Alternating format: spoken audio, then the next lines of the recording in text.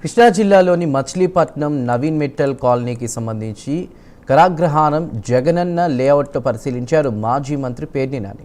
ఎన్నికల ముందు చంద్రబాబు అబద్ధపు హామీలు ఇచ్చారని మండిపడ్డారు మాజీ మంత్రి. పేదలకు 3 సెంట్లు ఇస్తానన్న హామీని విస్మరించారని విమర్శించారు. వైఎస్ జగన్ పేదవాడి సొంతింటి కల నెరవేర్చారని చెప్పారు.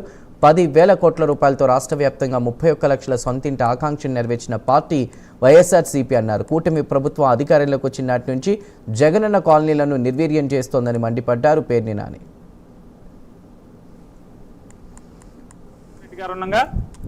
మంచిళ్ళ ట్యాంకర్లు కూడా మున్సిపాలిటీ నుంచి ట్యాంకర్లు వచ్చే ఇల్లు కట్టుకుంటాయి. మరి 2 ఏళ్ల నుంచి 24 మాసాల్లో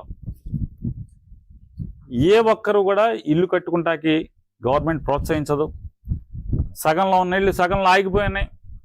ధైర్యం చెప్పరు ఎమ్మెల్యేలు. ఎవడు ధైర్యం చెప్పి మీరు కట్టుకోండి, మేము ఆసరాగా ఉంటాం, మీకేం కావాలి అన్నీ చూస్తామని చెప్పని చెప్పపోగా జగన్మోహన్ రెడ్డి గారు ఆ ప్రభుత్వంలో మొత్తం ప్రతి ప్లాట్కి కరెంట్ వేసి సబ్స్టేషన్ కట్టి ఇక్కడ అంటే ఎంత ముందు చూపు చూడండి, ఇక్కడ సబ్స్టేషన్ ఒకటి ఏర్పాటు చేశారు.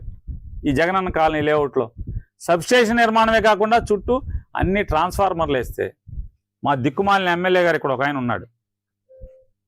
అంటే ఎంత పనిమంతుడంటే ఆయనకి బెజవాడి నుంచి ట్రాన్స్ఫార్మర్లను తేవడం, శాంక్షన్ మంజూరు తేవడం చేతకాక ఇక్కడి నుంచి జగనన్న కాలనీలో ఉన్నటువంటి ట్రాన్స్ఫార్మర్లను ఓడబీక్కెళ్ళి బందర్లో తనకు కావాల్సిన చోట తన తాబేదారులు బ్రోకర్లు ఉన్న చోట ఈ ట్రాన్స్ఫార్మర్లు చెడిపోతే బిగిచ్చే పరిస్థితి.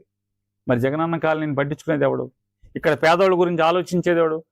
ఆలోచించకపోగా ఇళ్ళు మంజూరు చేయటానికి ముందుకు తీసుకెళ్తాకి కనీసం ప్రయత్నం చేయకపోగా నిన్నొచ్చి ఆయన మాట్లాడతాడు. ఈ బందర్లో జగనన్న కాలనీలో నుంచుని మాట్లాడతాడు. ఎంత పనోడో చూడండి.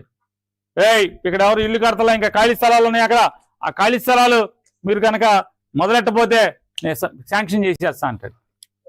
ఎవరి తాతగాడి సొమ్ము క్యాన్సిల్ చేయటానికి, లాక్కును ఇంకోటికి ఇవ్వటానికి ఎవరి తాతగాడి సొమ్ము? మీ ప్రభుత్వం ఇచ్చిందా?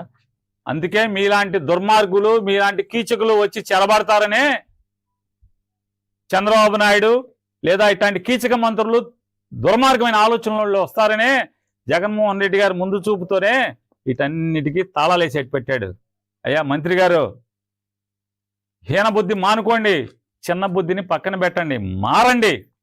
అందుకే ఎవరైతే బందర్ ఎమ్మెల్యే ఈ రాష్ట్రానికి మంత్రిగా ఉన్న ఒక అతను పేదవాళ్ళని జగనన్న కాలనీలో ఇళ్ల స్థలాలు తీసుకోవాలని బెదిరిస్తున్నాడో ఆ పేదవాళ్ళందరికీ చెప్తున్నా, మీరు లెక్క చేయబాకండి అతని మాటల్ని.